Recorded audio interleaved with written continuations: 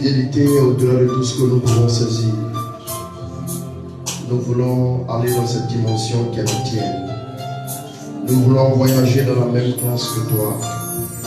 Nous voulons que tu nous conduises, que tu nous inscrives, oui, dans tes pas, que tu nous établisses dans ta faveur. Guide-nous, conduis-nous, enseigne-nous tes préceptes et montre-nous comment demeurer dans ton alliance, comment demeurer dans ton alliance, comment demeurer dans ta parfaite volonté. Que ton nom soit béni, que ton nom soit glorifié au nom de Jésus. Merci Saint-Esprit.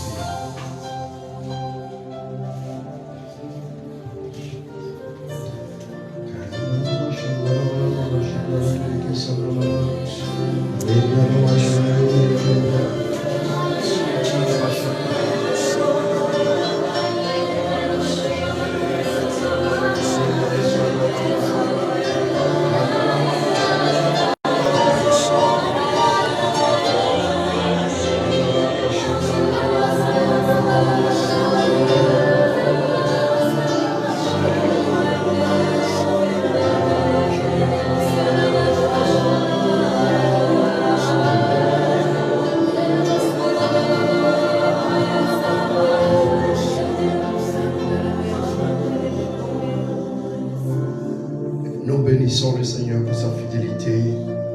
Amen. Nous allons nous asseoir. Nous avons juste une demi-heure. Je voudrais bénir le Seigneur pour sa fidélité. Amen. Voilà. Dernièrement, nous avons parlé de l'activité que l'ennemi mettait en place.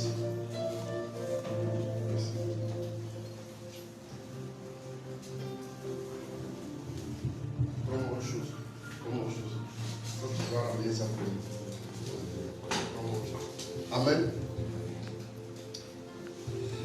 Qu'est-ce que nous avons vu la dernière fois? Nous avons parlé surtout des trois choses que l'ennemi visait quand il veut s'attaquer à nous. Amen.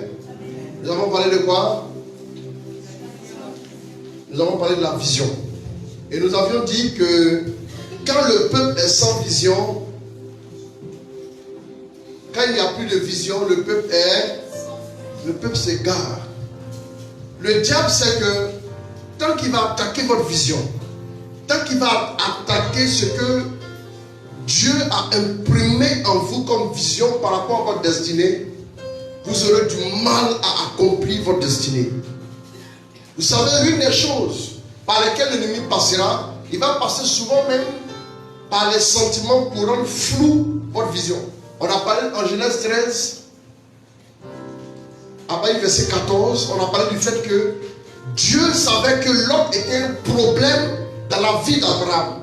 Il apportait plus de problèmes que de solutions. Souvent, l'évaluation qu'il faut faire des relations que vous avez avec certaines personnes, c'est d'évaluer avantages et inconvénients. Il y a des gens qui vous créent plus de problèmes que de solutions. Ces personnes-là sont juste là pour vous tirer vers le bas. Mais aujourd'hui, le monde a une manière de voir les choses qui est tout autre. On essaie de voir qu'est-ce que la personne m'apporte matériellement. Même si la personne contribue à m'alourdir spirituellement, ce n'est pas grave. Mais ça sert à quoi d'avoir beaucoup d'argent si tu n'as pas de vision? Ça sert à quoi? Le gars vient détruire ta vision, mais sa présence t'apporte de l'argent, mais tu préfères le maintenant. Ça pardon, c'est mon associé. Ton associé est dans la fornication. Ton associé est un escroc. Ton associé est un menteur. Ton associé fait de la roubladise. Mais c'est ton associé.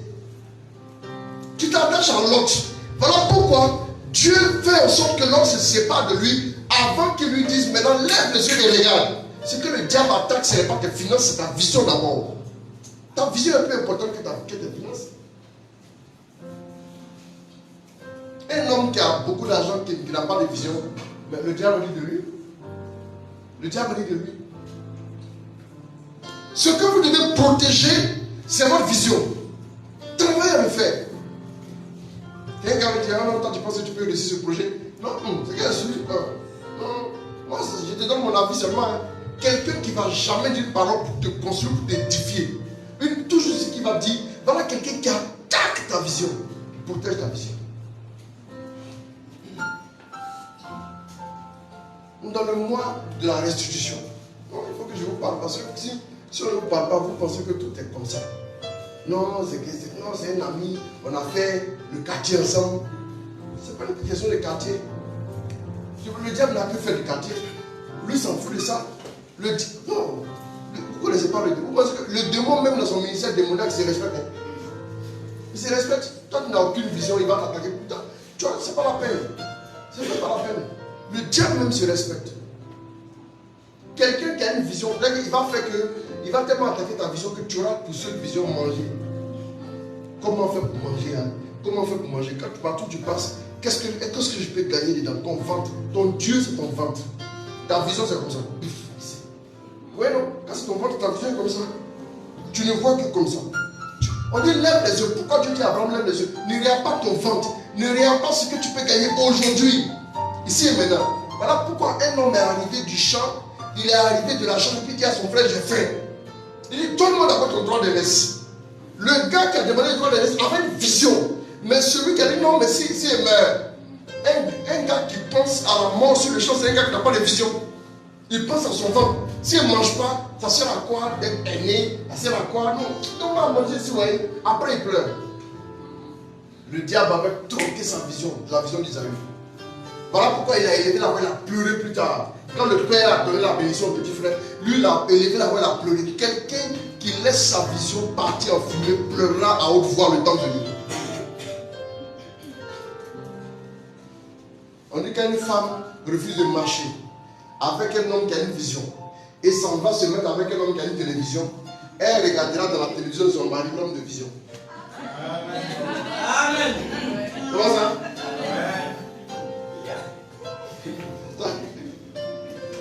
Quelle télévision tu veux? Quand regarde la télé, il vient. Il parle beaucoup, il n'a rien. Ses costumes sont pas ses portés. Mais il n'a rien sur lui. Il voit un avenir à Dieu. Amen. Amen. Le diable s'attaquera à la vision. Il va s'attaquer à ça. Ce qui vous définit, vous pesez exactement ce que votre vision. Ce qui vous maintient en vie. Qu'est-ce qui fait que ton cœur continue de battre au réveil? Malgré tout ce que tu peux subir. Qu'est-ce qui fait que vous voyez, quand vous voyez quelqu'un qui va s'inscrire à l'université à son œuvre, sachant qu'il vivra au moins 90 ans. Non. Quelqu'un qui va s'asseoir pour réfléchir à l'université à son œuvre, ne vous inquiétez pas. Ne cherchez même pas le donner médicament, il va vivre. La vision vous maintient en vie. La vision vous maintient. Plus vous vous connectez à Dieu, plus vous approchez de lui. Quand vous commencez à marcher avec lui, il imprime dans votre esprit la vision qu'il a pour vous. Voilà pourquoi il dit à Abraham, viens, Dieu qui t'a parlé, viens. C'est quand tu vas venir, tu auras une vision. C'est après avoir marché un peu avec Dieu que mon Dieu a dit, lève maintenant les yeux. Tu es resté dans ta parenté, il avait du bétail, il avait tout, mais il n'avait pas de vision. Ça ne comptait pour rien. De 0 à son 14 ans, la Bible nous donne aucun enseignement sur Abraham. Comment il a fait pour avoir son troupeau, comment il a fait pour avoir le bétail, la Bible n'en dit rien. La Bible parle du fait qu'il obéit maintenant à Dieu. Il suit la vision de Dieu. Non, ça ne sert à rien d'essayer de vous battre pour rien sans vision. Non, je vais laisser beaucoup d'argent en banque pour mes enfants. Laisse l'argent. Il y a des incervelés qui n'ont aucune vision. Vous allez dépenser les filles qui n'ont aucune vision comme eux. Vous savez, il y a toujours un ami que le diable le diable lui donne un peu d'argent, il prend une maison à côté de vous. Rien que pour attaquer, pour agresser votre vision. Regardez bien même dans vos quartiers, sortez un peu, causez avec les gens. Appelez souvent, dites bonjour aux gens, c'est bon. Vous savez, il faut que le gars vous attrape et puis il va vous parler de la vie du quartier. Il est là il y a longtemps. Si tout le monde passe, mais lui il est là. Tout le monde change, mais lui il ne change pas. Il n'y a aucune honte de variation en lui. Il est assis là.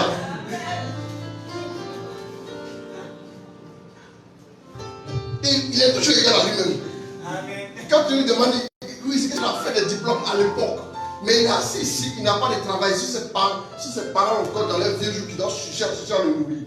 Mais c'est lui qui a tous les renseignements sur le quartier. Il veut savoir qui habite ici. Il tu veux savoir qui sort à telle heure, qui rentre à telle heure, quelle femme trompe son mari, quel homme court derrière toutes les petites filles qui ont grandi devant lui dans le quartier. Il va te dire.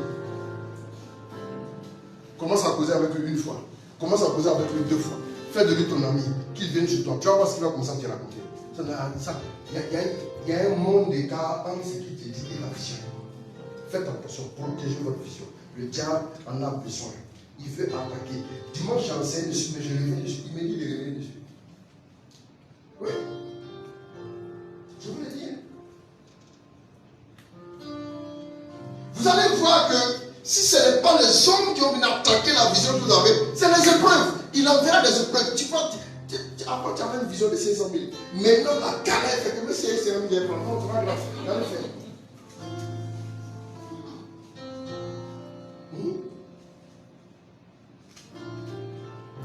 Au lieu que tu puisses chercher à rehausser ta vision, tu es en train de voir la vision au rabais. Ah non, ma note là, c'est parce que tu écris au gars, tu l'envoies, c'est parce que ma famille a dit que tu veux me donner la faute, mais déjà c'est rien. Si tu n'as pas dit ça, c'est pas grave. Moi, mais j'ai les convaincre. Si tu as dit ça, il faut foutre dans le temps. C'est que tu ne sais pas, c'est que c'est pas possible. Si tu n'es pas dévaloriser toute ta famille, ce gars ne vous prendra jamais au sérieux. Le plus auquel tu te vends dans ce monde, ça se prend en t'achète. Quand vous montez dans un avion, vous ne posez jamais la question au pilote. C'est dans quelle école il a eu son brevet de pilote commercial. La pilote privé commercial, puis pilote maintenant militaire. Dans quelle école? Vous montez dans l'avion, vous asseyez. Même s'il n'est pas qualifié, ce n'est pas ici et maintenant, vous posez des questions. On s'en remet à Dieu. Quand vous arrivez à l'hôpital, vous ne demandez pas au médecin qui a étudié. Parce qu'il s'est mis en blouse, si vous croyez en lui en tant que médecin. Si tu viens dire au monde que tu es un homme important, tout le monde dira que tu es important, parce que tu demandes que tu peux rien. Il y a des pilotes, ceux qui ont fait en guerre, on s'est rendu compte qu'ils n'ont jamais eu de diplôme quand ils ont fini de faire le crash. C'est quand ils ont fini de faire le crash qu'on a commencé les enquêtes. Tu dois faire le crash, on se confie à eux. Que dis-tu que tu es de toi-même? Qu'est-ce que tu dis de toi-même? Le problème c'est ça. Qu'est-ce que tu dis de toi-même? Soit tu te vends trop cher, là tu vas rester sur le marché jusqu'au soir. Soit tu te vends aussi, oui. Soit tu te vends à un prix. Regardez ce que je disais à quelqu'un. Même quand le diable te dit, on va te dire même, tu veux tomber même dans le péché. Là. C'est pas pour charmant, tu vas tomber dans le péché. Tu ne veux pas charmant. Tu veux plus que ça. Quand le diable vient dire à Jésus, il dit, mais si tu es vraiment le Fils de Dieu, change cette pierre en pain. Jésus lui met les pains. Il dit, non, mon ami, c'est pas ce petit jour que moi tu vas m'avoir aussi. Il dit, bon, non, elle est un peu sérieux. Bon, il faut m'adorer tout le monde entier. Pourquoi il augmente la prise? Parce que Jésus lui a dit, bon, n'importe quel affairage du quartier, quand on vient près de toi, on vient faire affairage. On va te dévaloriser ta vision. Souvent, les gens cherchent des portes d'entrée auprès de vous pour avoir un peu votre estime. Mais quand tu dis, oui, ah bon, tout dans le quartier ici, c'est lui-là qui ment sur les gens. Ah, on doit aussi essayer de mentir sur moi, elle monte. Tu as accepté de dire ça. À partir de ce moment, celui qui fait affairage là, tu deviens son correspondant dans le quartier. Allez, tu rabaisses, tu regardes son tour. Attendez, on n'a pas de mal de changer avec les gens. Quand on passe dans un quartier, salue les gens avec le sourire et le respect. Même si vous oubliez, saluez le respect. En le saluant le respect, c'est comme il dit, il faut te respecter. Il faut te respecter. Ça ne fait pas du tout quand tu es. Non, il faut te respecter. Il faut prendre les gens, il faut tirer les gens vers le haut. Quand tu les emmènes à aller vers le haut, ça te lionce. La deuxième chose, comme on a beaucoup parlé ça dimanche, la deuxième chose à laquelle il faut faire attention, c'est notre vertu. Vous entendez par vertu, notre force, notre énergie, la substance de vie qui est en nous, l'énergie vitale. On avait lu Proverbe 5, verset 8 à 10, où on avait dit, la femme dévergondée, sa maison donne sur le séjour des morts. quand tu t'en vas avec cette personne-là, ça dit, on dit pourquoi tu donnerais ta vigueur à d'autres. Ta vigueur, ce qui fait ton énergie. On a dit que la dévergondée ici, ce n'est pas seulement le fait de commettre la fornication ou l'adultère, mais c'est le fait aussi d'avoir un péché auquel tu es attaché. Ce péché-là devient comme la femme à laquelle tu t'es attaché. Samson était un homme fort, mais qu'est-ce qui a détruit sa force?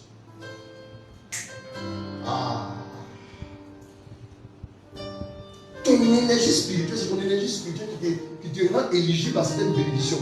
Quand tu n'as pas de force, une nouvelle dimension en Dieu te t'ouvre une nouvelle tentation.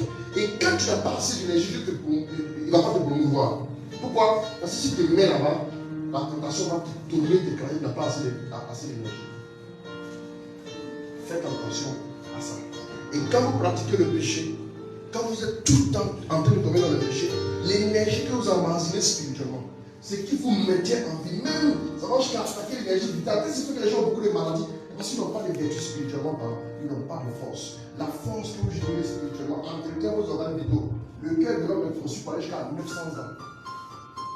Pourquoi Dieu a réduit les jours de l'homme? Parce qu'il était sans cesse attaché au péché. Oui. On avait vu en Josué, on avait parlé de l'homme qui a dit, il y a 45 ans, le Seigneur m'a appelé. Il dit, et à l'époque, j'ai 95 ans, je suis aussi vigoureux que lorsque, voilà, le Seigneur m'a appelé à l'époque. Faites attention. Il va vous te piller spirituellement, tu vas te sentir faible spirituellement. La faiblesse spirituelle entraînera la faiblesse physique. La faiblesse spirituelle entraînera la faiblesse physique. Veillez sur votre vertu. Il y a des moments où tu as envie de t'arrêter au carrefour. Toi, tu es champion. C'est vrai que tu as eu un travail. Mais ton ancienne notion de. Quand tu étais au quartier à l'époque, chez tes parents, tu bavardais seulement. Là, tu animais la gazette. Tu allais te dialoguer, puis tu venais animer. Tu parles de politique, tu parles de ballon. Après ballon, tu as parlé de quoi encore? Il y a quel domaine encore? Politique et puis football. Après ça, si tu es ici à jouer au duc, demain, toi, tu as commenté. Maintenant, tu travailles là. C'est les collègues qui vont aller faire ça. Tu n'as pas changé. Tu n'as pas remarqué quand tu fais une causerie dans le genre de 1 heure de temps. Après, tu te sens vite. Ça ne fait pas attention. Comment tu vas décider les vrais projets qui arrivent? À quel moment tu vas pouvoir décider ça? Si tu as libéré ton énergie dans les causeries vertes. Soyez intelligent. Le diable passera par là pour vous piller. Il va te piller l'énergie qui doit t'amener à être lucide spirituellement pour prendre de bonnes décisions pour ton avenir. Ton avenir dépend. Il va te piller. Ou bien il envoie quelqu'un qui a envie de. Est-ce que vous savez que la colère, même la saine colère, pompe énormément d'énergie?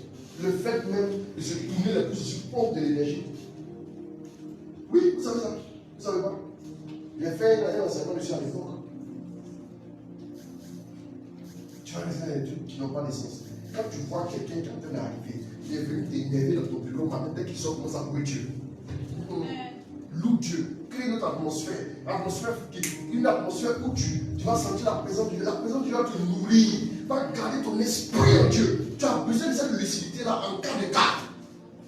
Il dit fortifiez-vous dans le Seigneur et dans sa force toute puissante pour pouvoir tenir au temps du mauvais.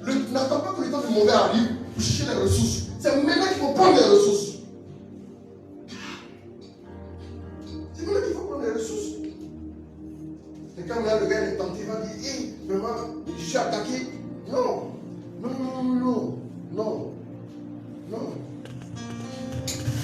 Bien aimé, quand tu dois voyager, tu sais que le voyage est long, tu t'en vas garer ta voiture dans la station, tu dis, mais faites le plein. On part remplir le réservoir. Tu sais ton voyage. Tu es passé sur la réserve, tu prends ta voiture, tu es zélé, tu commences à rouler. Ce n'est pas une question d'allure, c'est une question d'énergie qu'il y a dedans. À un moment donné, la voiture, même si tu veux avoir le pied sur l'accélérateur, la voiture est arrêtée. Il n'y a plus de camion. Le moteur n'est plus alimenté, c'est fini. Il y a des gens qui n'ont rien compris. C'est la batterie vide là que tu veux prendre pour aller où? Tu vas aller où? Ne jouez pas avec ça. Ne jouez pas avec ces principes-là. Si le diable arrive à vous avoir là, vous n'arriverez jamais à construire quelque chose de solide en Dieu. Dieu ne peut pas vous confier des choses parce que vous ne pesez pas lourd. Après, pour lire Proverbe 5, vous allez voir ce que Dieu a dit. Vous allez voir. Vous allez voir. Dieu a parlé. Donc, quand on parle de vertu, c'est en relation avec le latin virtus, qui fait allusion à quoi? Force morale, courage. On a annoncé une nouvelle là-bas au travail. Tu es découragé. Moi-même, ma vie, là, je suis tout découragé. Remarquez bien, à tout moment, il faut très peu de choses pour que vous soyez découragé. C'est un signe que vous n'avez pas d'énergie. C'est un signe. De plus en plus, il y a des personnes que souvent, quand les choses bizarres arrivent, ça me fait plus rire qu'autre chose. Ça ne peut pas me décourager. Et j'ai dit à Dieu, je promets de jamais me décourager. Ouais, c'est bizarre. Parce que ça dépend de moi. C'est pas grave. Si c'est qu'il ne peut pas changer, c'est un impondérable, je passe outre. Il ne faut pas venir ici, quitte-la, allez voir Guillaume. Quitte-la, allez voir Guillaume. Quitte-la, tu vas dépenser toute ton énergie ici. Après, tu vois Guillaume, tu bouffes, sois lucide. Il y aura tous les gens qui vont t'invectiver dans la rue. Il y aura tous les gens qui vont parler mal de toi. Il y aura tous les gens qui vont penser mal de toi. Il y aura toujours des gens qui vont dire que tu ne réussiras pas. Et pour ces personnes-là, ne verse pas une larme. Quand tu sais que c'est la mauvaise foi manifeste, ne verse qu'une larme. C'est quand les personnes chères vont te trahir. Pleure. Oui, souvent on dit deuil national. Ce sont des personnes qui sont importantes pour nous. Hé, arrêtez vous là, les filles, là, vous commencez à sourire. Vous voyez vous-même en même temps, c'est pas comme tu pleures pour des choses comme ça, on va te délivrer ici. On t'arrête de mettre des anneaux de c'est pas ici. Voilà, il faut qu'on dise aussi la vérité en passant. Donc, quand c'est une personne qui est vraiment chère, qui t'a trahi, qui t'a doublé par rapport au projet que vous avez voulu faire, là, il faut pleurer. Mais 24 heures suffisent. Après 24 heures, chaque jour, les bontés du Seigneur se renouvellent, ne n'oublie pas. Après les 24 heures, tu n'as plus le droit de continuer de pleurer. Si tu continues de pleurer, tu perds la grâce que Dieu voulait te donner dans l'épreuve. Il y a toujours une grâce qui nous attend dans l'épreuve. Heureux celui qui supporte patiemment l'épreuve, car après avoir été éprouvé, il recevra la couronne de vie. C'est ce que la Bible nous dit. Oui? Je ne savais pas. Si tu sais que quelqu'un de la mauvaise foi, considère comme un impondérable. Quand tu viens, si je veux voir ma fille qui est là, je contourne le pilier et je viens, ça va? Je ne m'intéresse même pas au pilier. Quand tu sais que quelqu'un, lui, a décidé de te détruire, de te nuire, de parler mal de toi tout le temps, si tu te fixes, qu'il la change de vie, sinon ma vie ne sera pas meilleure, il faut que tu changes. Tu changeras la main. Laisse-le, passe outre. Il faut être intelligent. Il ne faut pas verser une larme pour quelqu'un qui est manifestement mauvais. Il reçoit des larmes pour lui. C'est comme si tu es assis. Pourquoi le diable est mauvais pour lui? Ça peut être trop mal et puis tu pleures.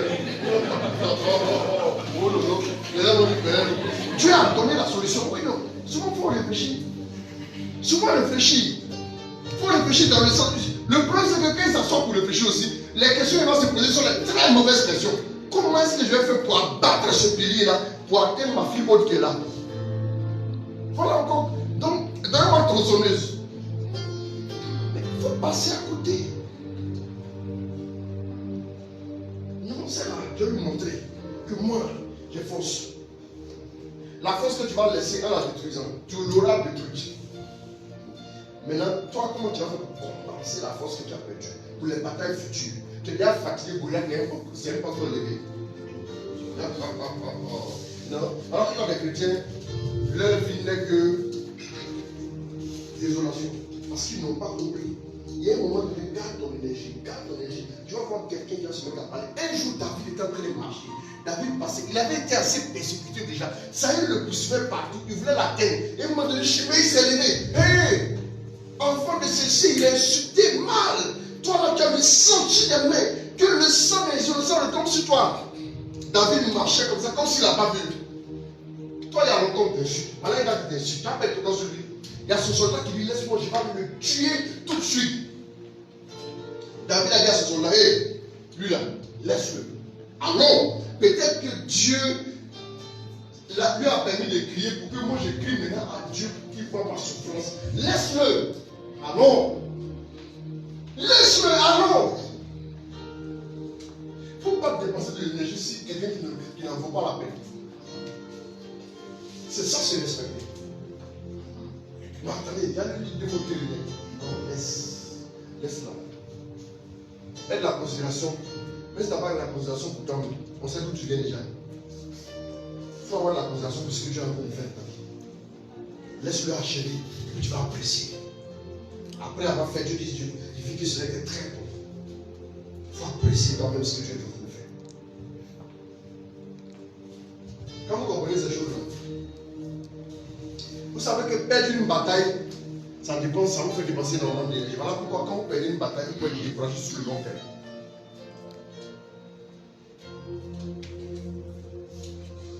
Avant d'engager une bataille, ne l'engage pas tant que tu n'es pas sur le gagner. David, avant d'aller attaquer Goliath, il lui a coupé ta tête, il a jeté ton corps aux autres qui s'aiment. Il a vu le film. Il a eu le pédia, comme on le dit. C'est comme ça.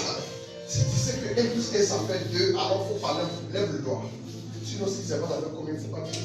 Monsieur, 1 plus 14. Non. Tellement les gens se moquent de toi. 10 ans après, tu vas t'en souvenir. Les gens vont se souvenir d'un gars qui n'a pas pu trouver 1 plus 1. Ça va te coller à la peau.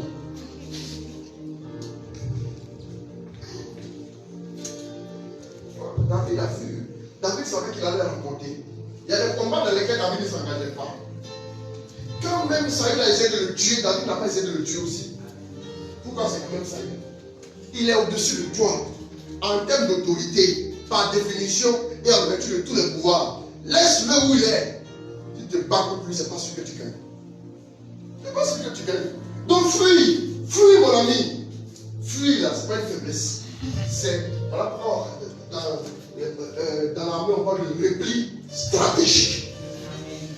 Ah, mais nous on dit ici, on dit fuir. Sinon dans l'armée on dit repli stratégique. Pour aller voir. C'est pour aller voir la stratégie. Si tu dis au peuple qu'on est en train de fuir, une armée qui fuit le peuple ne même pas se suicider. Parce que si vous fuyez, on va faire comment? On dit repli stratégique. Il y a des moments où, en termes militaires, on ne parle pas de fuite, on parle de repli. Repli. Pourquoi? Si on dit fuir, ça va casser vous-même votre propre morale. Tu peux dire repli. Souvent, il y a des expressions que tu vas utiliser parce que tu ne veux pas que ça puisse te décharger inutilement. Il faut dire que tu as été dernier de la classe. Il ne faut pas dire que tu es dernier. Il faut aller dire qu'après tout le monde c'est moi. C'est mieux.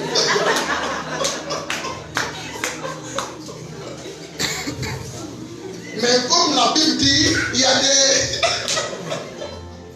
Oui. Et donc, je ne m'en fais pas. Mon heure de gloire arrive. Laisse tranquille. Tu n'as pas besoin de te décourager pour ça. Maintenant, il y a l'aspect, le troisième élément que le diable visera, c'est nos richesses. Nos richesses. Bon, je vais vous dire un truc. On va faire français facile. Je vous ai dit, quand le Saint-Esprit est venu, il fait quoi? Il est avec nous et il est en nous. Ok? D'abord, ce qui est important pour Dieu, quand il regarde ta tête, ce n'est pas tes cheveux qui importent. Mais ce n'est pas le savon de parfum tu vas partir. C'est ce qui est dans ton cœur qui est d'abord Dieu. C'est l'intérieur. Après l'intérieur, Dieu peut penser à l'extérieur. Vous voyez que quand je parlais de la vision et de la vertu, tout ça c'est intérieur. Et Satan m'a volé ma promotion. Ça c'est extérieur. Ça, il faut voir qu'il t'a volé plus grand. Ça a conduit au fait que tu aies perdu ta promotion. Donc il dit l'esprit sera en vous et sera avec vous. D'abord à la dimension qui est en vous. Pour sécuriser ce qui est en nous, l'esprit vient. Pourquoi l'esprit vient en nous? C'est pour sécuriser ce qui est en nous. Ouais. Donc vous ne savez pas, vous ne pouvez pas entrer dans la restitution tant que l'esprit n'est pas avec vous. Allez, tu vas voir, le diable c'est l'esprit aussi. Il va tout siffler ici. Elle dit que quand tu ouvres les yeux, tu te retrouves. Nos richesses, avant que le diable ne vienne faire une tour de finances, il aura d'abord fait une tour de vertu. C'est comme ça. Les finances, c'est ce que j'ai dit. Le diable là, il donne l'argent lui-même aux gens. Il a dit à Jésus, attends-moi de le monde. Il s'est prouvé, si on est venu ici pour prier pour avoir le monde, on n'a rien compris. Satan même peut donner ça aux gens. Pourquoi on s'est fatigué? On est venu d'abord prier, sécuriser le royaume des cieux, sécuriser notre relation avec Dieu. Et ensuite, à partir de là, à partir de ce qui précède, on va aller maintenant gagner le monde à Christ. C'est ça. Si c'est pour devenir une PDG, tu pries, tu jeûnes. Hé, bonne nouvelle pour toi, hein. Il n'y a plus besoin de jeûner. Il n'y a plus besoin de jeûner. Il y a des raccourcis ici qui peuvent te faire aboutir là-bas sur le plateau des PDG. Tu vas commencer à discuter avec eux. Ça, pas compliqué. Qu'est-ce que nous voyons dans Proverbe 4, verset 10? Allons-y. Je reviens sur les richesses tout à l'heure. Dans le chapitre 9 aussi, tu peux le lire.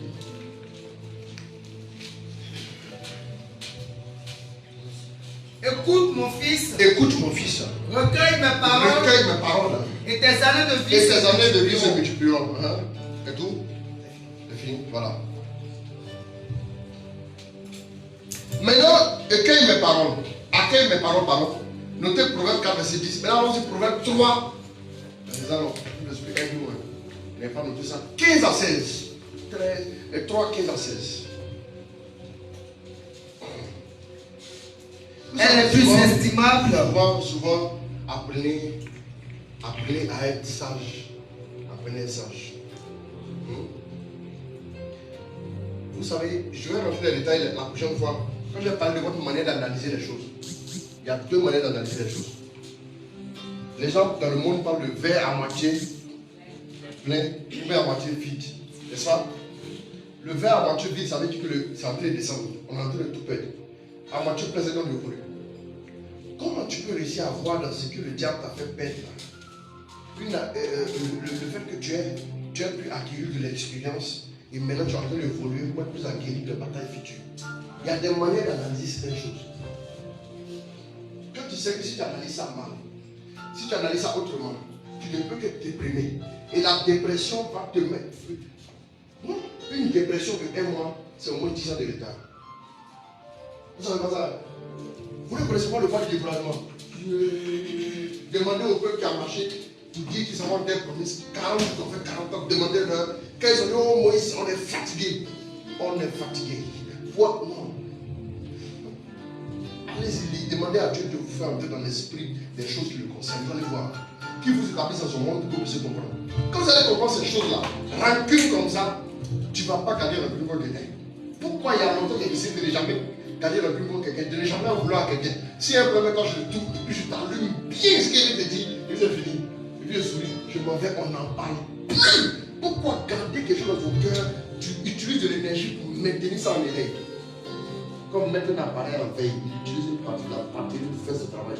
Quand les applications sont ouvertes, quand tu viens cliquer encore sur Facebook, la page que tu avais ouverte là, tu as fermé Facebook, tu as ouvert WhatsApp, quand tu reviens sur Facebook, c'est la même page qui sort. Il utilise la batterie pour maintenir ça ouvert. Tu utilises de l'énergie pour maintenir le fait que tu as gardé dans contre quelqu'un depuis les années 85. Yeah. C'est de l'énergie. Maintenant, s'il y a beaucoup de gars comme ça qui t'ont marqué, autant d'années tu as, autant de personnes qu'il y a à combattre. Après quelqu'un, voilà, il s'arrache. Ça va être compliqué. Voilà pourquoi, moi j'ai pris ma décision, c'est par rapport à Dieu que j'ai pris ma décision. Ce n'est pas par rapport à quelqu'un. Que ce soit ce que quelqu'un va faire, je ne peux pas me fâcher contre toi, je n'ai pas voulu. Jamais je ne fais ça. S'il y a un problème, je te dis. En disant aussi, là, ça libère mon cœur. C'est une manière d'expulser ce que je ressens. Si tu sais que tu n'es pas encore assez fort pour te taire, pour ne rien dire, et pour ne rien garder contre la personne, dis. Et puis c'est fini. Au moins, je sais pas, c'est fini. Connaissez-vous? Le Seigneur me disait un truc, il me disait que tu sais, souvent, pourquoi est-ce que dans les relations entre personnes, une parenthèse que j'ouvre, les gens sont souvent très découragés. Je vais par exemple, moi je te fais du bien tous les jours. Je fais du bien. Dans mon cerveau humain, le jour aussi j'aurais besoin de toi, il faut que je pense sur du bien. Voilà pourquoi le cerveau de l'homme réfléchit instinctivement. Avant d'analyser selon maintenant les considérations, selon l'espace géographique, selon l'influence, la personne est influencée par quel genre de personne, afin d'analyser tout ça. Le cerveau humain veut que. Donc le jour où, par exemple, j'ai un besoin et puis je parle et puis quand tu restes de marbre, je suis très offensif. Je peux ne plus vouloir changer toi. Donc il y a une partie de mon cerveau qui va sélectionner comment mener travailler avec toi. Donc le cerveau va réfléchir comment maintenant agir pour l'éviter, comment faire vraiment faire du bien, c'est fatigue peine quelqu'un. Ton cerveau va réfléchir comment travailler avec la meilleure. Ton cerveau maintenant aussi va analyser. Lui là, comme la dernière fois là, je l'ai vu à 16 ans, je lui ai dit, mon fils, il n'a pas répondu. Donc maintenant, je vois comment il va réfléchir sur la peine. Tu n'as pas t'en sortir. Le Seigneur me dit, regarde, il faut se jauger toi-même. Toute réaction d'une personne t'amène à te jauger de ton niveau. Par exemple, tu es capable de payer, je dis n'importe quoi, tu es capable de payer l'école de l'enfant de l'autre. Et l'autre à son tour, il n'est pas capable. Sache que quand tu fais du bien à quelqu'un, il y a plusieurs catégories de personnes. Il y a des gens qui sont très reconnaissants en termes de ce que tu as fait. Il reconnaît que tu lui as fait du bien et lui dit qu'il n'en a pas honte. Mais ça ne veut pas dire qu'il peut te faire ça aussi. Ça ne veut pas dire qu'il peut te faire ça aussi. Souvent, quand tu vois quelqu'un, par exemple, il dit que non, tu penses qu'il peut aussi refaire la même chose pour toi. Tu te tombes sur toute la ligne. Ne t'engage pas encore. N'espère pas. Voilà pourquoi la Bible dit une attente différée rend malade. Tu attendais quelque chose de différent, tu es malade. Tu attends qu'il fasse quelque chose, mais il ne fait pas que tu es malade. Ne mets pas ta attente sur lui. C'est pas que tu décharger inutilement. Soyez intelligent. Donc, ça ne veut pas dire qu'il peut faire. Il y en a aussi, quand tu vas leur faire du bien, là, ils ont honte d'en parler. Parce que, visiblement, l'air intérieur, là, tu ne pourras jamais faire ça pour en parler. Voyons. Ils diront jamais. On va te voir, ça va laisser un bout dans le secret. D'accord, d'accord. Mais, il ne peut pas parler ça en public. Maintenant, Dieu dit, quand tu veux savoir à quel niveau de vertu tu es, en termes de bien, vertu en termes de bien, il faut voir le bien que tu es capable de faire à quelqu'un. Et puis, même s'il ne fait rien, le truc ne dit pas merci, tu seras toujours en paix. C'est au niveau où tu es. Sinon, tu peux lui faire un bien espérant qu'un jour aussi, il vient taper à ta porte et te dire merci. Non. Si tu lui fais un bien et puis il ne vient pas te dire merci, ton cœur te fait mal, c'est que tu as fait un bien qui dépasse tes capacités. Est-ce que c'est ce que tu as dit? Est-ce que vous voyez un peu? Voilà. Donc, ajuste-toi sur toi-même. Ce que tu peux faire, que tu n'as rien à attendre en retour, c'est le bien que tu es capable de faire. Fais! C'est fini. Là, au moins, en voulant attendre quelque chose en retour, tu n'attends plus rien en retour. Mais si tu fais un bien maintenant pour lequel tu vas attendre quelque chose en retour, là, tu seras tellement malheureux dans la cité. Et puis tu as dit, lui là, moi c'est fini. Yeah! Même penser comme ça vous prend de l'énergie. Considérer la chose comme ça vous prend de l'énergie. Comment tu considères les choses qui arrivent? Considère comme un enseignement au pire des cas. Et puis avance. Considère aussi que, bon, si je n'ai pas pu faire ça, c'est parce que je ne suis pas un savant. Je reconnais ici ma limite. Voilà. Après, du moment où tu réfléchis comme ça, là, c'est bien. En reconnaissant ta limite, tu trouves en toi la grâce de Dieu. Et la grâce de Dieu commence à couler plus dans ta vie. Tu fais du bien. Proverbe là maintenant, voilà le proverbe 4. Accepte, accueille mes paroles et tes années se multiplieront. Pourquoi est-ce que ce qui est spirituel va agir sur le temporel? Tout simplement parce qu'il y a un lien. Je vous ai dit une fois ici qu'une ville déserte dans le spirituel ne peut pas peupler sur la terre. Quand ta vie sentimentale est désertique, spirituellement parlant, ça se vit dans le monde naturel. On va lire, vous allez voir. C'est Dieu qui parle, c'est pas moi. Allons-y. Heureux qui a trouvé la sagesse, la sagesse, qui s'est procuré la raison. Au début de ce chapitre, il dit, garde mes paroles, acquiert la sagesse. C'est en mettant la parole que tu vas acquérir la sagesse. Allons-y. Car sa possession vaut mieux que possession d'argent. Et son revenu est meilleur que l'or. Elle est plus estimable que le corail. Donc vous allez voir ici que ce que le diable a dit, c'est ça. Ta vertu a été. Or, la Bible dit la sagesse d'un homme fait sa force. On a dit force, courage. Donc c'est la sagesse là qui va t'utiliser, qui va te permettre de t'aider. C'est la sagesse qui fait que tu es obligé de te mettre. C'est la sagesse qui fait que tu restes d'un niveau. Tu ne voles jamais au-dessus de ta sagesse. C'est pas possible. Si tu as un niveau de charisme qui est élevé, que tu n'as pas la sagesse équivalente, tu vas tomber pour faire une mise à niveau. C'est comme ça où c'est le royaume de Dieu. C'est comme ça que tu vas chuter. La force, la loi de la paix. Un présenteur va t'attirer vers le bas. Fais une mise à niveau et pour les quitter. C'est comme ça.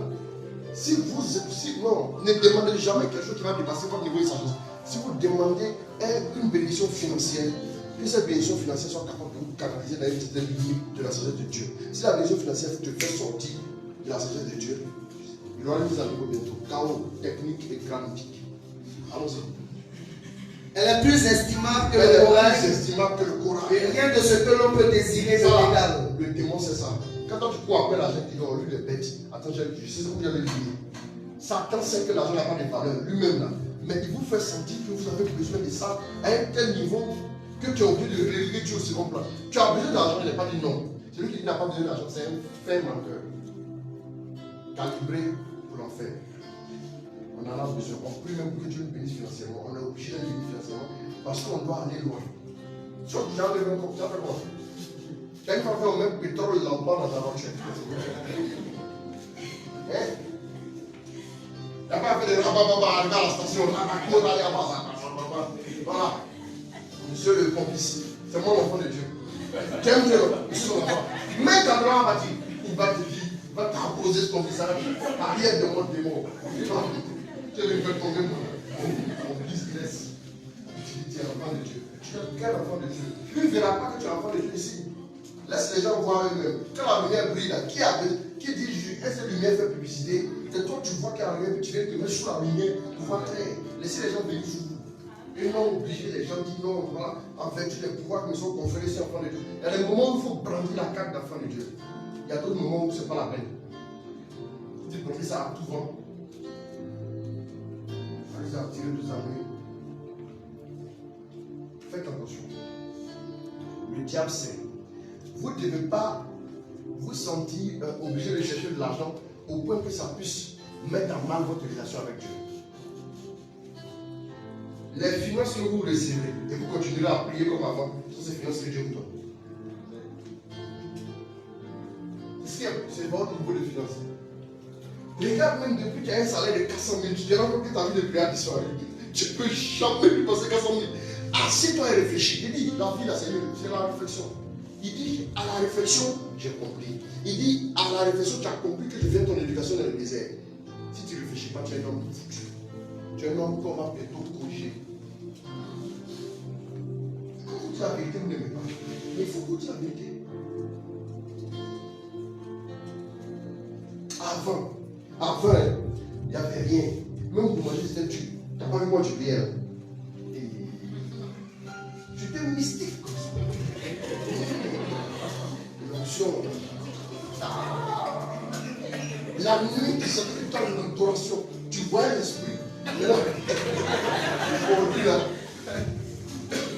le salaire de Coca de Noël, 340 000.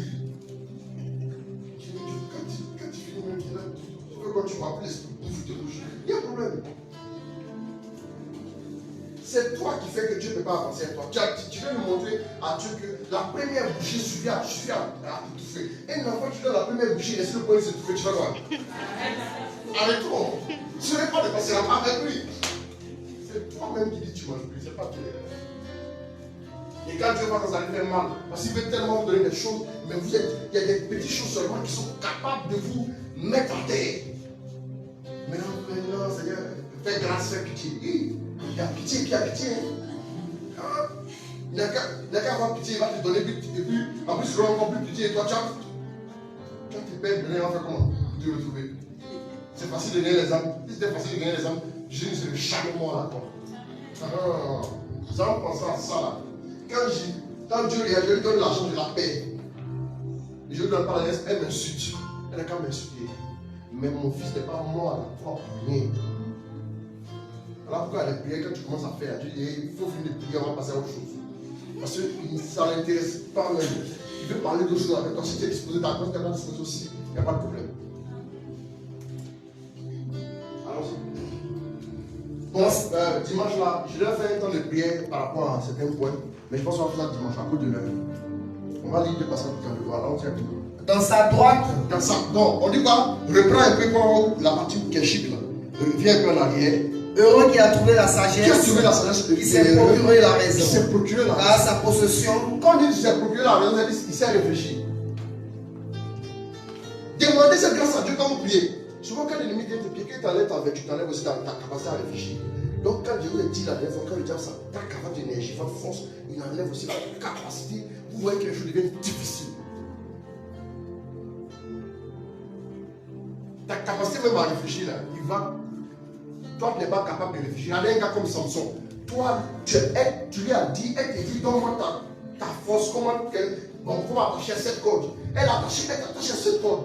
Et puis elle dit, Philistin. Et puis tu vois les Philistins, tu te détaches, et puis tu es libre. Elle dit encore, tu vas mettre, il faut mettre ton secret là. C'est-à-dire que le diable lui a enlevé la capacité de réfléchir. Il n'est plus capable de comprendre que, mais elle a en train de lui tendre les pièges là. Tu es tellement amoureuse, le gars là, tout le parti sait que c'est un faux, mais tu es la seule personne qui ne sait pas que c'est un faux.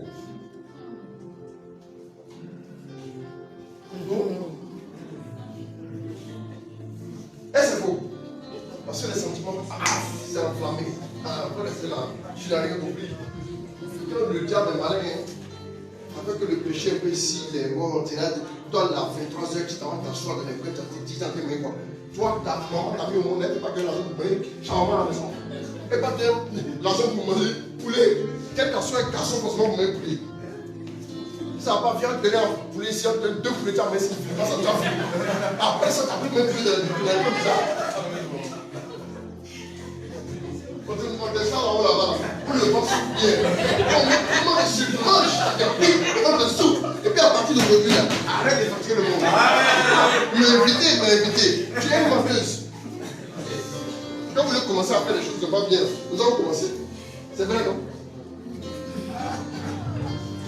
Quand vous arrêtez, vous dites non, c'est pas bon. Pourtant, c'est vrai.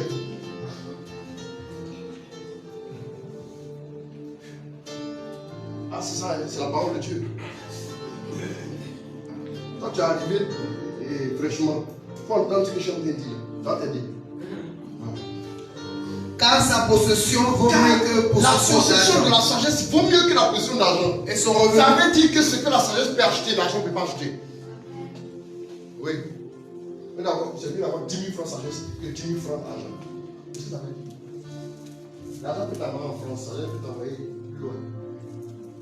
Et tu vois un peu. Voilà. Réfléchissez bien. Demandez à Dieu en priant de restaurer votre capacité à analyser et à réfléchir, à comprendre et votre perspicacité. Demandez ça. Il y a des choses souvent pour lesquelles, il y a des choses pour les résoudre, souvent on a besoin de jeûne et prière. Jésus a dit que saison les démons, c'est jeûne et prière. Il y a des choses pour les résoudre, là. Il faut t'asseoir matin, 3, 5, 30 et puis tu réfléchis. C'est pas prier. Il y a des choses pour lesquelles il faut juste une orientation précise. Orient comme ça. Mais vous voulez, oh, je casse. Fini de casser. Et puis maintenant, ce que tu dois te casser avec moi. Tu vas casser. Il clique, il te fait un clin d'œil. Tu l'envoies. L'année prochaine, tu t'attends, tu vas casser. Et c'est vrai que les chrétiens sont très prieurs, ils prient, ils jeûnent, mais ils ont tout jeûnétisé. Excusez-moi de l'expression. C'est pas le jeûne. Si tu es sage, tu vas analyser, tu vas comprendre. Ici, on passe comme ça. C'est la sagesse qui te permettra de comprendre qu'il faut aller à gauche. Si tu pries au moment où tu es au carrefour, ta voiture ne va pas parler, te dire non. Il y a un gars de chaque chose. Si tu as bien prié au moment où tu es au carrefour, c'est que tu n'as pas l'esprit pour te parler. Ce n'est pas pour faire autre chose. C'est pas pour faire autre chose, c'est pour te parler. Donc il faut savoir quelle va te parler de l'orientation. Tu entends la voix de Dieu. Tu dis à gauche, pas à droite. C'est important. Tu ne peux pas te permettre de vivre un monde sur plus tard sans la voix de Dieu à tes côtés.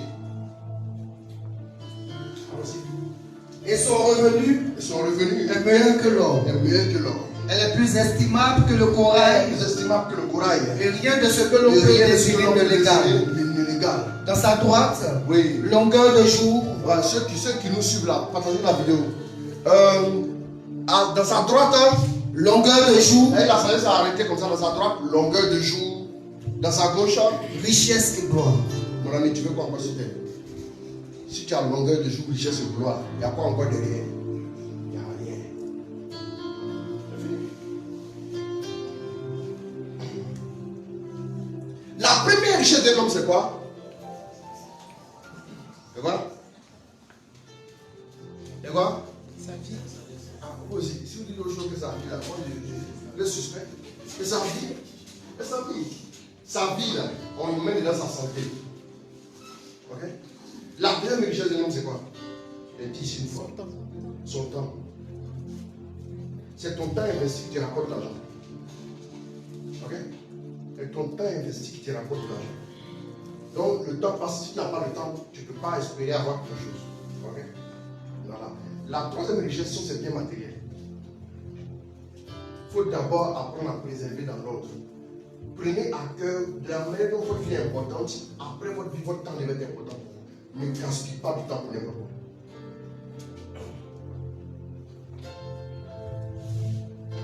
Il fait que l'une des raisons pour lesquelles l'Europe est développée, c'est qu'ils gèrent le temps comme un investissement. Nous, on gère le temps comme un filet que tu as acheté à 22h. J'espère qu'il récolte le poisson vers 4h du matin. Il faut donner un temps. Mets les choses dans ton temps. Organise et gère ton temps. Parce que c'est ta première richesse. Et vous allez voir que tout le monde a ça de façon équitable. Ce sont les deux là investis qui rapportent la troisième richesse. Maintenant, ce qui n'est pas équitable. Pourquoi les gens disent qu'il y a des pauvres et des riches là? C'est pas comme ça. Il faut voir le pauvre, comment il investit son temps. Tu vas comprendre. Il faut voir le riche, comment il investit son temps. Tu vas comprendre aussi. Voilà. Voilà, pour Dieu, juste 24 heures. Personne n'a 23 heures 30. Tout le monde a 24 heures par jour. Il y a des gens qui sont assis en train de réfléchir. Comment créer des entreprises? Comment vendre des services aux gens? Il y a les besoins des gens. Pour faire études de marché, ils envoient les gens prospecter. Parce qu'ils veulent démarrer leur activité. Toi, tu es assis au quartier. Il ne dit pas. La femme a dit, elle a payé lui. Vous voyez, non? Après, tu as même dit, tu es injuste. Mais tu es mauvais. Tu es mauvais. Voilà pourquoi il faut réfléchir. Réfléchissez. Tu comprends? Voilà.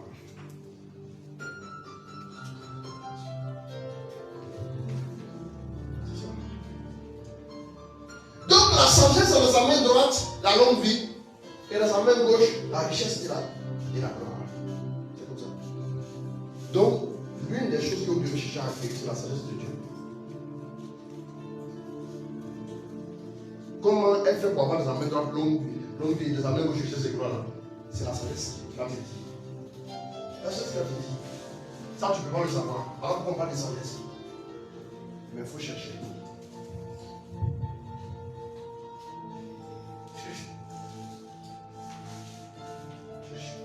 On dit la crainte de Dieu ne commence pas la sagesse. Voilà. Allez dans le monde chercher l'argent. Mais à quel prix? Ne te pose jamais sur la table ta relation avec Dieu pour dire donne-moi. Jamais ne fais ça. Sinon, le jour où tu as dit, tu vends ta relation avec Dieu et ta vie que tu as vendue pour gagner un petit poste, tu vaux exactement le salaire que tu as. Peu pas plus. Hein. Mais Dieu a placé la base à un certain niveau. Jésus à la croix, tu vaux Jésus à la croix. Voilà pourquoi que le diable vient par là, Jésus dit, attends-moi une seule journée, là, il donne tout le monde. Ça veut dire quoi? Elle dit que l'adoration que Jésus nous offre là, est votre. T'imagines? Ça veut dire que le diable sait que tous les postes de ce monde-là, voilà pourquoi quand vous allez même pour un entretien dans la bouche, n'allez pas comme si, hey, tu as ta manière à vous avoir venir. Quoi que dans ça? Il s'assoit même sur la chaise. Voilà la chaise là. Si c'est moi le recruteur, il est assis comme ça sur la chaise. Voilà. Il n'occupe même pas la chaise. Il ne peut même pas aller s'asseoir. Tellement il est stressé. Viens-moi. On est la chaise à crédit assis. Oh, mais tu regardes là, tu n'es pas bien assis là. Moi j'ai bien mis ici. Bouge. Non, voilà. Regarde dans le montagne. Il ne faut pas paniquer devant les gens. Il n'y a pas quelqu'un qui va vous prendre, qui va vous mettre dans le tête fermé. Il ne faut pas, quand tu vas faire ton entretien, il faut à un moment donné, si on t'a donné une petite fenêtre, dis aux gens que toi, ta présence ici va prendre. Ça veut dire ça. Testez pour voir.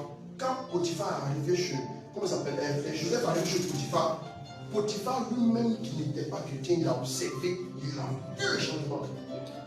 Tu es lumière ou elle n'est pas lumière. Quand on allume la lumière dans une maison, puis quand on n'allume pas la lumière, tu ne vois pas la différence. Ah!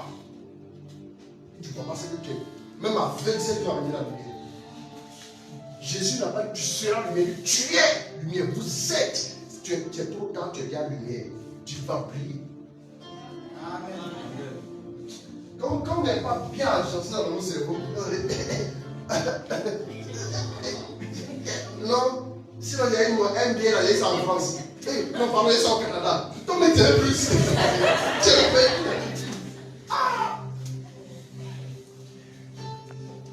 Et tous ces diplômes-là, on ne t'a pas appris à l'école comment canaliser ses émotions. On ne t'a pas appris ça. Ouais. C'est comme ça.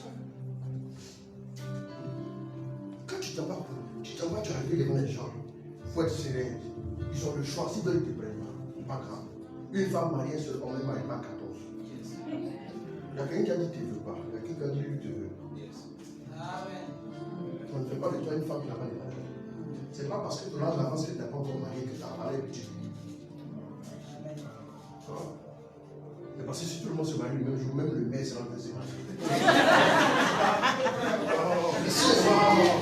Plus les anciens vont venir se marier.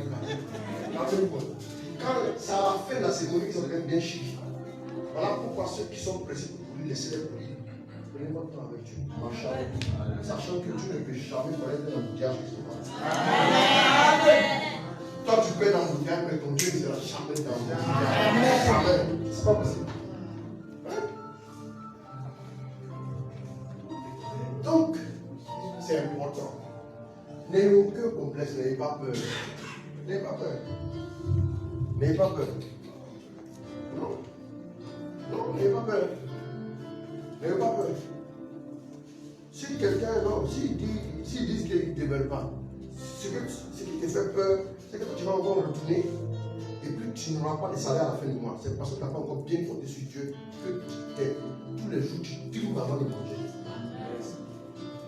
Je vous l'avais dit. N'ayez pas peur. Causez le problème avec eux, simplement avec le sérieux, avec le calme, avec le sérieux. Si tu te fixes, il faut le fixer aussi.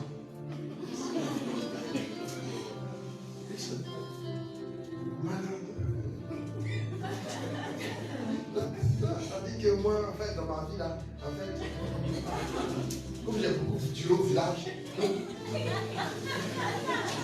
j'avais une fois vu dans la bouche, on m'a demandé comment tu es né. Tu es né au champ, où tu es né en vie. Comment on t'a demandé, tu es né par césarienne et par quoi?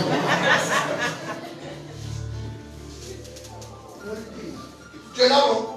Parlons de ce qui est ici, là. On va régler ça, on va avancer, c'est fini. Pourquoi vous tremblez? Votre papa n'a pas pris crédit pour créer le monde. Ceux qui veulent trembler, c'est ceux qui n'ont pas Dieu. Moi, j'ai le Saint-Esprit ici. Donc, ceux qui n'ont pas Dieu, qui doivent trembler. Les patrons, ça va en enfer. Donc, où il est assis là, il sait que c'est l'enfer qui l'attend. Il sait que les gens le cherchent. Donc, il est angoissé. Maintenant, ses fils là devaient être angoissés comme lui. Toi, tu vas plus serrer avec ton père, à faire le ciel de la terre. Lui, pendant que tu es assis devant les gens, tu es assis en même temps au ciel. Quand vous l'entendez dans le massage des États-Unis, vous êtes aux États-Unis. Quand vous êtes ici aussi, vous êtes au ciel aussi. Au ciel, là, oui. Si vous avez trop peur de me dire, monsieur, on ne peut pas vous prendre. Ça va me tuer. Jamais. Bon. Tu as fini de lire? Dis-moi Amos 9, 14. Amos 9, 14. On va arrêter là, il est là. Amos 9, 14. Puis on va faire la suite de dimanche. Amos 9, 14. Tu peux lire tout ça.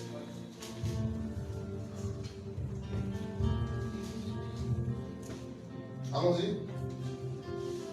Je change ta destinée. 9, 14. 9, oui, allons-y. Ok, allons-y.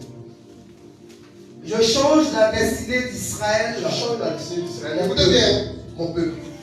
Ils rebâtissent les villes dévastées. Ils rebâtiront les villes dévastées. Pour y demeurer. Pour y demeurer. Ils plantent des vignes. Ils plantent des vignes. Pour en boire le vin. Pour en boire le vin. Ils cultivent des jardins. Ils cultivent des jardins. Pour en manger les fruits. Le diable a pillé. Je vous disais qu'une ville déserte dans le spirituel ne peut pas être impressionnée.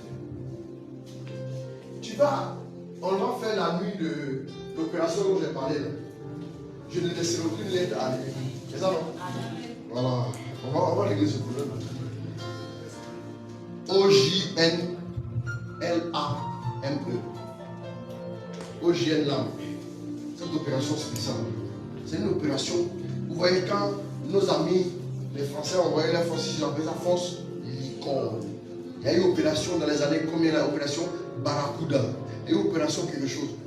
Ça, c'est une opération qu'on va mener là. Une opération de récupération rapide de nos biens pour les restituer. Ok?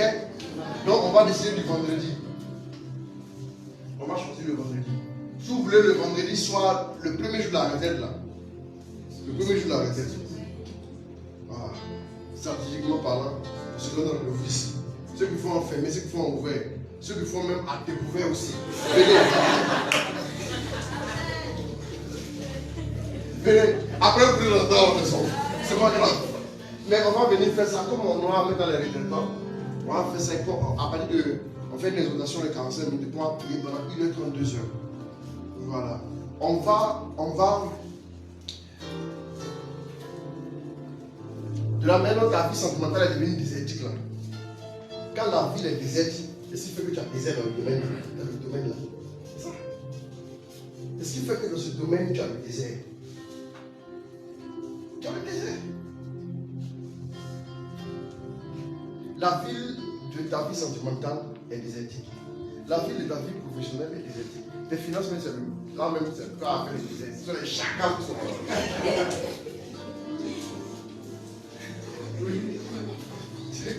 Quand tu vois que les te cache, ils tiennent le créancier.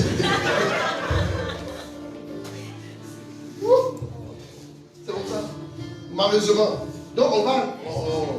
Il y a eu du pillage. Au moment où tu dormais, tu as pu piller. La maison de l'ennemi est venue semer l'ivraie. Comme ça, il vient piller la maison. Ton grenier vient démonter tout, il transporte tout ce qui s'en va et ça. L'esprit qui sont les courses. Donc c'est le 16. Les gens non. Ils vont les bâtir. Il faut les lire. Je vais changer ta destinée. C'est-à-dire que tu étais appelé la délaissée, tu seras maintenant la préférée. Celle qu'on est mariée, jamais la sera celle que tout le monde voudra marier. Amen.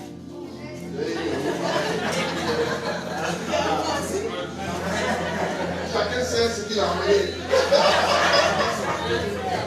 Sois béni. Tu dis Amen encore très fort. Amen.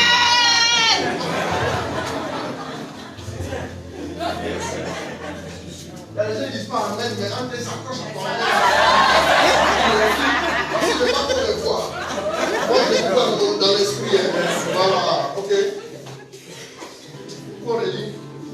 Je change la destinée d'Israël. Je voulais développer un peu, mais comme il est l'heure, je n'ai pas développé. Voilà, excusez-moi. On a parlé aussi du fait que le juste avait l'assurance du jeune lion, selon Proverbe 28, verset 1. Tout ce qui a été comme peur et manque d'assurance en nous, on va. J'ai dit qu'on a parlé de 1 Samuel 2, verset 1 à 10, où la Bible a dit d'abord que le Seigneur fait mourir, il fait vivre, le Seigneur appauvrit, il enrichit, il abaisse les lèvres. Pourquoi on dit d'abord mourir et vivre?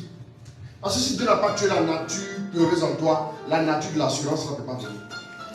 Donc, on va venir, on va faire cette opération. On ne va pas blaguer. Hein. C'est pas blaguer. J'ai pris, maintenant, Seigneur. Et puis les yeux font, toi-même tu l'as ton visage, mais tu sens même qu'aucune opération ne s'est faite.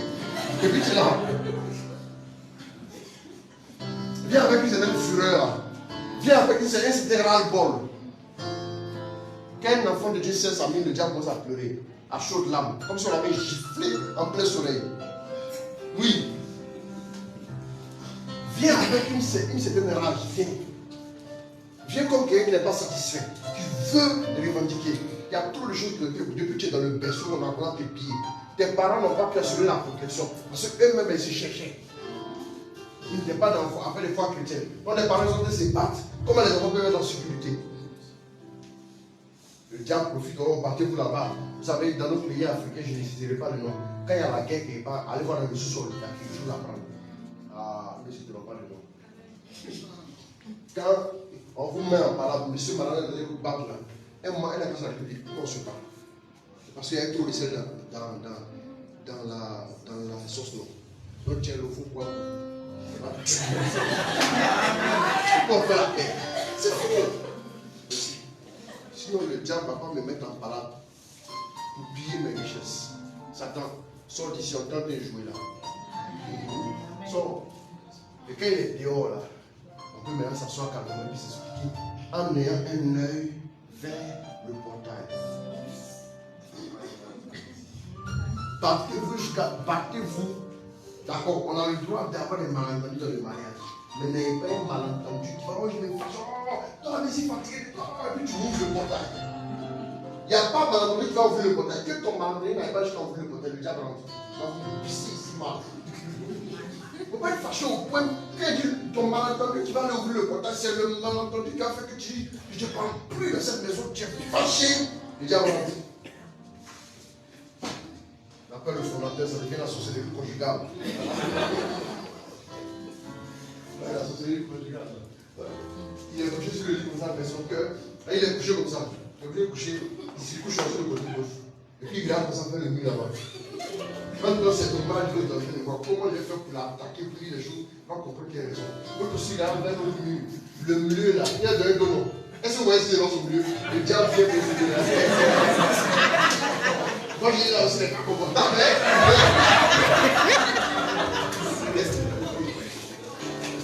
Le diable dans son ministère, il est mauvais. Hein?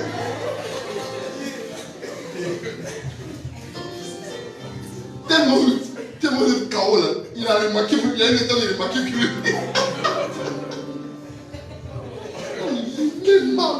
Tu te réveilles là, tu penses avoir mal au dos. Il faut regarder, tu as tourné ton dos. Le diable a injecté un produit dans ton dos. Et ton dos commence à faire mal. Tu ne peux plus marquer.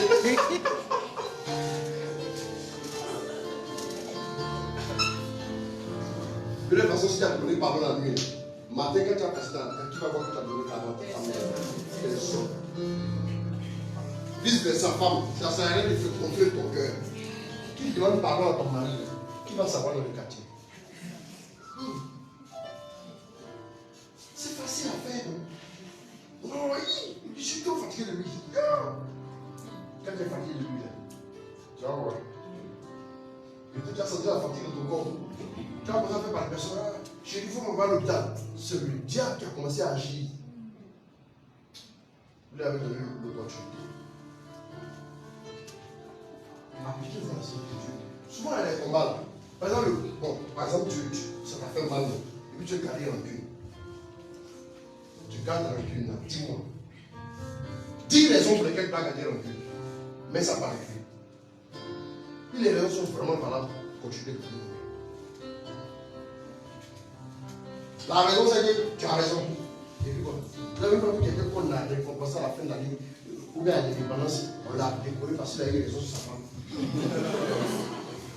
C'est un chemin qui n'a pas l'avenir, ils sont sans conduire. Aïe!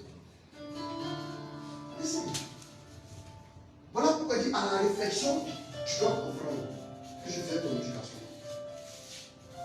Qui s'abaisse sera élevé, qui s'élève sera abaissé. C'est un principe. On priera aussi pour que Dieu nous donne l'assurance. On priera aussi pour que Dieu nous donne la force et l'énergie du cuivre. Somme 92, verset 11. On priera aussi pour que Dieu nous donne la joie. Selon Isaïe 61, la joie du jeune marié. Et puis tu nous donnes l'attitude de l'aigle qui réclame nos forces. En ce moment, le recouvrement. Amen. Que Dieu vous bénisse.